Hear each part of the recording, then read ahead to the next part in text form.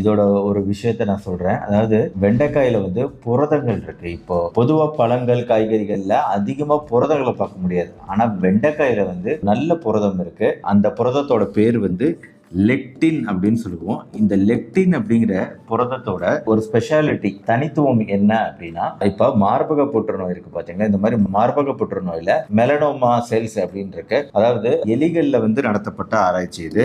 இந்த டெஸ்ட் டியூப்ல வந்து breast cancer மார்பக புற்றுநோயில வரக்கூடிய மெலனோமா செல்ஸை வந்து வச்சு அதுக்கு வந்து லெக்டினை உபயோகப்படுத்தி இருக்கிறாங்க. இந்த மெலனோமா செல்களோட வளர்ச்சியை கட்டுப்படுத்துதா இந்த லெக்டின் அப்படிங்கிறது. ஸோ அந்த ஆராய்ச்சியில வந்து நம்மளுக்கு 63% இந்த வெண்டைக்காயில் இருக்கக்கூடிய லெக்டின் சத்து மார்பக புற்றுநோயில செல்கள் டிவைட் ஆகி மல்டிப்ளை ஆகும், அதை தடுக்கக்கூடிய ஆற்றல் வாய்ந்ததா இருக்கு 63%. ஸோ பல புற்றுநோய்கள்ல வந்து புற்றுநோய் செல்கள் வராம புற்றுநோய்கள் வராம